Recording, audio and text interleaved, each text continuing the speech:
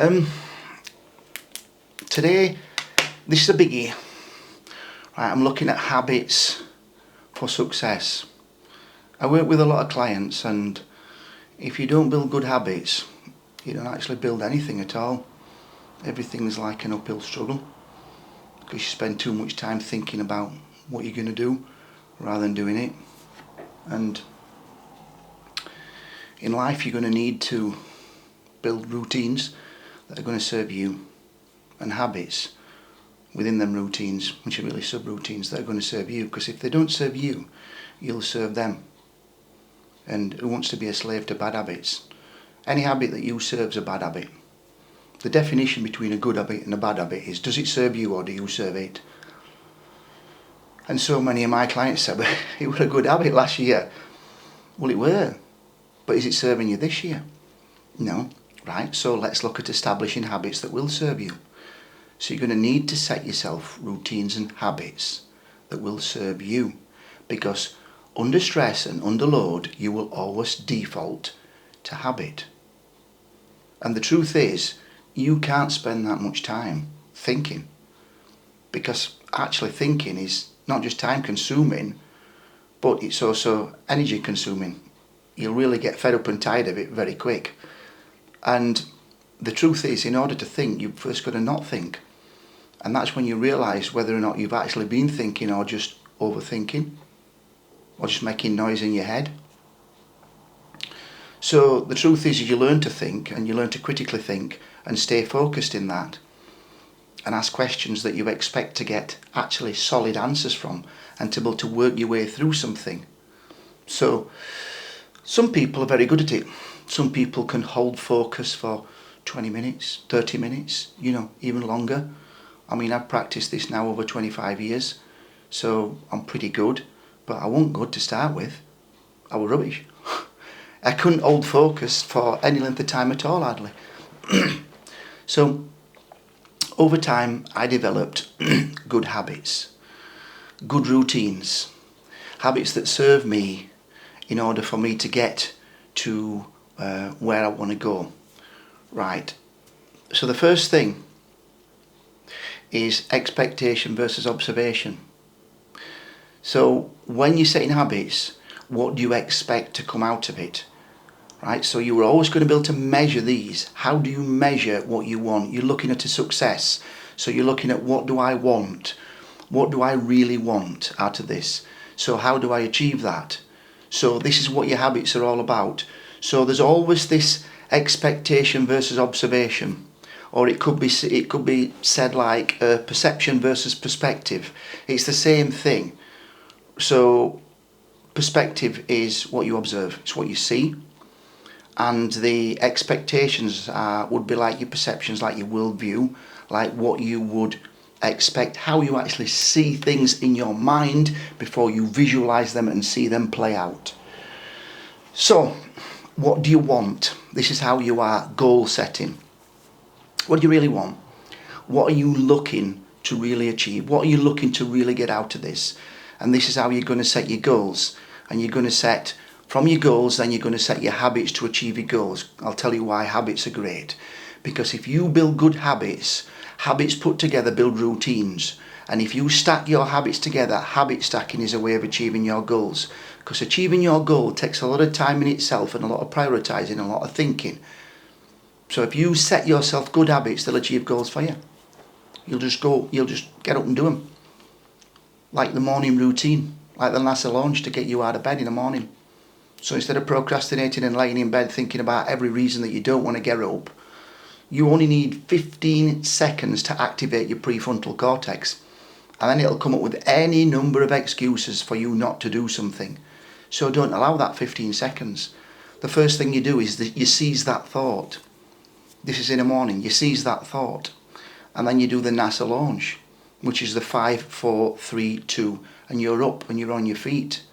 And then you don't allow yourself to think then, you just do. And this is how you establish your first good routine. So my routine is usually up and into the shower first thing in the morning. The shower starts off cold.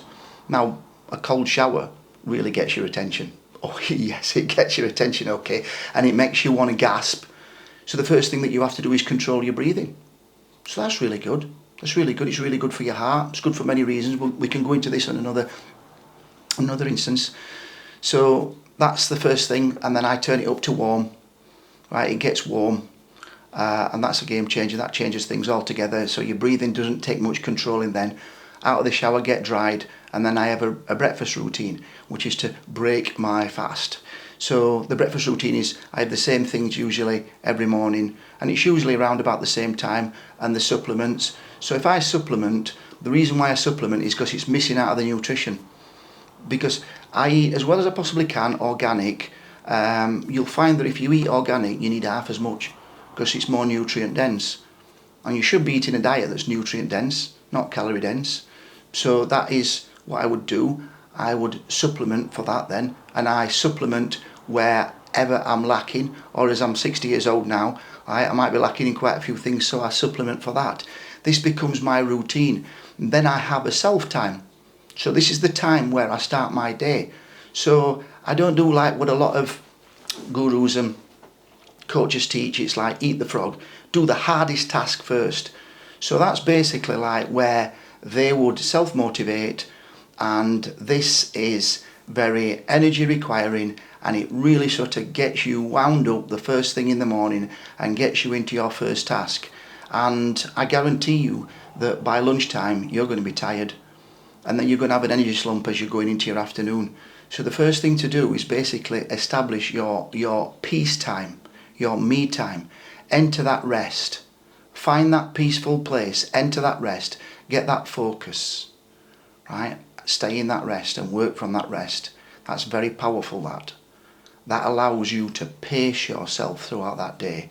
Pace is very, very important. Pace will establish longevity. And with discipline, it will keep you going. With passion and discipline together, you will achieve almost anything. If you bring it to completion, it's achieved there. I have a few notes down here, not because I forget things, but it just keeps me on track. Otherwise, like, I can go in many directions. Right, first of all, you have to realise that, so there's a struggle. Life's a struggle. Don't expect it to be easy. Life was never designed to be easy. Life was designed to be a struggle. Now, how do I know this? I know this because you're born into a struggle. Because being born is a struggle. Right? Then everything after that is a struggle. All your learning and everything is a struggle. It doesn't have to be such a great struggle. You can learn to think smart, work smart, live smart. And then that's the art of getting more out of doing less. So, which is what I'm really all about. So, right, realising that life is a struggle is the first thing. And it's one of the realest things in life, that it is a struggle. There's only one thing realer than the struggle, and that's pain. Pain's the realest thing in life, and pain's a motivator. So here we go, right? So if your pain isn't great enough, then you'll not do something. You'll not do something. You'll not change. Because most people are just happy being comfortable. Right? So ask yourself these questions, because this were me. So I were happy being comfortable in what I were doing, and it would only when the pain came, it were more painful to stay as I am than it was to move on. And then I moved on. And this helped me to recognise the difference between needs and wants, because it's very easy actually to confuse needs and wants in certain situations. So I always identify needs, and these needs get met no matter what. If it's a need, it's instant. It's a no-brainer. It gets met instantly. I identify needs, then I look at wants, so it goes on a needs-wants basis. Otherwise you'll get it the wrong way around, and you'll reach acute pain very quickly, and then you'll have to move on from that. But usually pain's a good motivator in life as well. So you've just got to face it. Like, if you're a young person and you're coming into this life, and you get a lot of coaches and a lot of gurus telling you that this isn't so, that there isn't pain, and you know, Hollywood's telling you, it's giving you different ideas. But the truth is that life is fraught with pain. And it's as simple as that. It's overcoming the pain. It's getting through life and seeing it as if you like, a necessity or a necessitative evil, if you like. It's something that helps motivate us. If you use it, it can be a great motivator. It can be a fantastic motivator. Any gym goers, people who go to the gym, you'll know that pain's a fantastic motivator. Not the kind of injury pain, but the point is you push through that pain threshold. You push through that. You're getting stronger. You know that you're getting stronger. You're getting stronger mentally and physically. This is where what is mental and what is physical comes together. Because we have neurotransmitters that are stimulated as we're training. We have things that are being created as well. Genes are converting, we have substrates, we have enzymes and coenzymes, and we have processes taking place that are boosting us mentally as well as physically. So the outcome is we go and train and we feel mentally better, right? Because we feel in a better mood, because we raise endorphins, serotonin and dopamine, the reward chemical. Moving on from this, something I said earlier is the push. So it takes a push to get you going. So what you're going to do is you're going to set yourself these good habits, and then you need to push off. So you need to push off and start doing these things. So no better time to start than now. So set yourself good habits and routines and start with the push off. And then you just pace yourself. So the push sets you off into the pace, and you keep that pace. And then that pace keeps momentum. And that's how you just keep going through every day. With that, the secret of success isn't really a secret at all. It's keep doing the right thing for long enough, right? What is the right thing? Right, so I'm talking about it. So establishing good habits, good routines, those that you will fall back on in times that are tough, right? Because you cannot think your way through a day, all the way through the day. As I said, it will burn you out. It will be too much thinking. So you're going to definitely need the habits to propel you, and you'll just fall back on these. You'll default and you'll go to habit, and then the habit will propel you forwards. And so what you're doing is you're setting a pace, and that pace is keeping a momentum. So anybody had a car that ran out of petrol? Well, many years ago, petrol gauges weren't too accurate, and I had a car and it ran out of petrol, and I had to push it to the garage, which were about half a mile away, and fortunately we're on the flat. So I remember winding the window down, steering wheel, and setting a pace. The hardest thing was getting the car going. But once I achieved momentum, that kinetic energy then just kept that car moving forwards. And I just maintained that pace right the way to the garage. Now, previously, I remember when people needed a push to get the car started. And I remember having to push like crazy and being out of breath, absolutely blowing like crazy, and I'd gone no distance at all. So the difference is, keeping the momentum is keeping the pace. So that's how you just keep going forwards. So if we're looking at these things then, so we've got habits, which are really sub-routines, and then we got routines, and then we got what they call rituals. So rituals are really a series of actions performed according to a prescribed order. So that's really how you do what you do. And all these things are helping you to keep a framework of what you need to do. And it's what's going on behind the scenes that you don't have to think about then, because you do it. And it's achieving for you goals then. And if we go back to goals take a lot of effort. Unless, of course, you set up good habits, put these habits together, and then the habits will achieve the goals for you. And then if you need to set yourself a goal that's outside of these, right, then you can set yourself a goal, but you end up setting yourself more habits. And you make sure that these are good habits because they're serving you. So, it's a self-propelling thing. It's self-propelling. It keeps itself moving forwards. And it helps you to maintain focus. Because you know what you want at the end of it, but you just have to remain focused. And distraction's the enemy of focus, because you get distracted by overthinking. A lot of people try and rationalise things, and they just overthink. So they're not rationalising it at all, they're overthinking. And then that becomes the distraction of focus. So they're not focused. And if you're like myself, I've been through lots of this over the years. And distraction stopped me from being focused and achieving what I really needed to achieve. So basically, clear focus. When you're focused, there is no distraction. It's like when you talk about like time management, right? Time management's really distraction management. So it's really the opposite of being focused. So if you're focused, you don't waste any time because you're not distracted. You're clear about what you're doing going forwards. So you need a focus-driven objective then.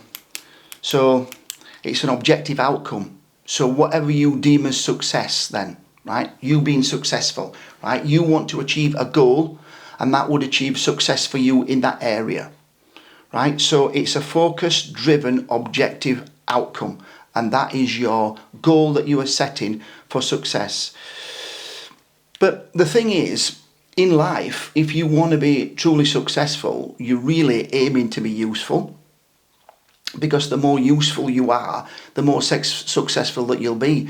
If you're aiming to be successful in business, if you can bring something that nobody else can bring, that's going to not just make you useful, that's going to make you valuable.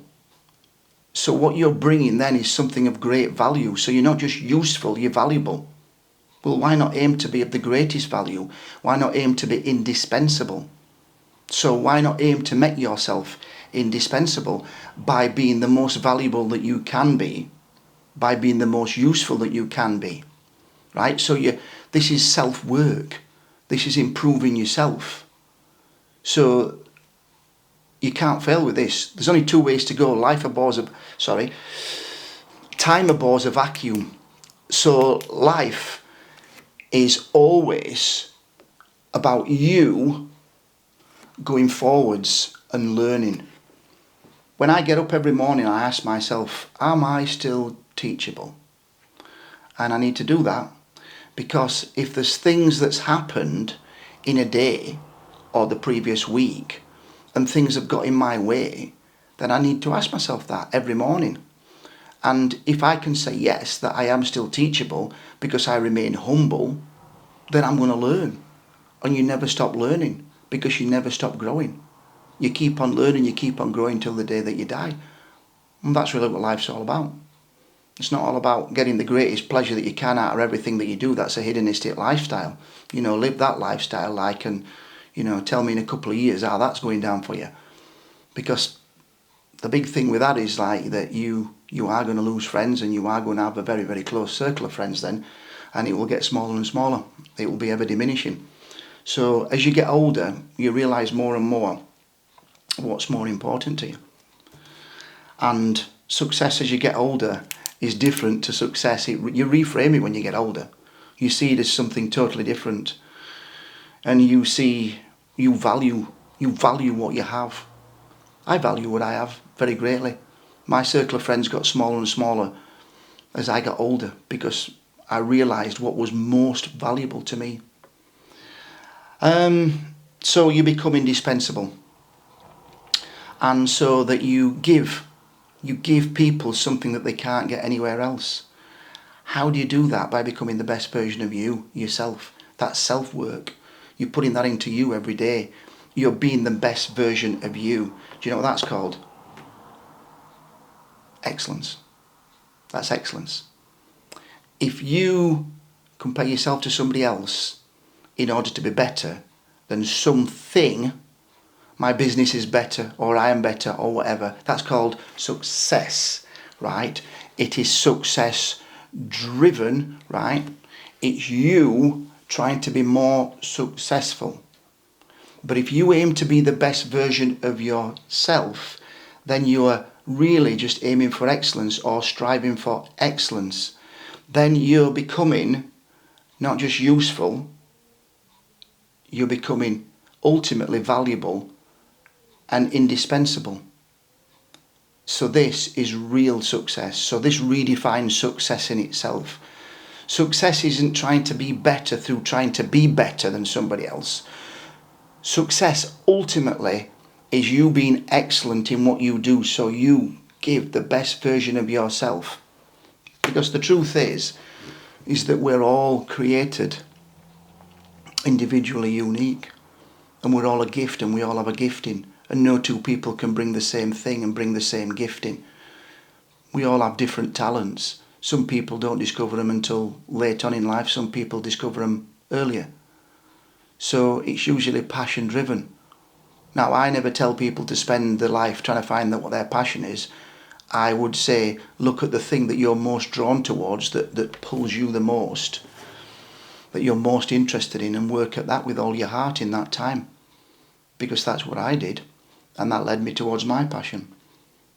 So I started repairing things, then I went on to repairing cars, and then I went on to repairing people's bodies, and now I work with the entire system and the mind as well. So that was following my passion plus the discipline to keep pushing. And something else, consistency. I remain consistent throughout, but consistency is like the momentum. It's the push, and then it's the momentum to keep it there. So we've done quite a bit of psychology in this, and we've done quite a bit of mind framing. So the difference between mind frame and mindset is everything exists within a frame. It's a clear framework. If you don't frame something, you have no idea what it'll actually look like, because you've no idea what you're actually looking at. So you're framing something that you're then going to, as it is, take a snapshot of, and that becomes your mindset. Mind frame's always in colour. Mindset is a set of like instructions, something that you see in black and white, really. Right? So we've just framed something there for you, and then you take away the mindset of how you're going to do that, and you remain focused on that, and then that becomes the outcome, which is the achievement of your goal, which is true success.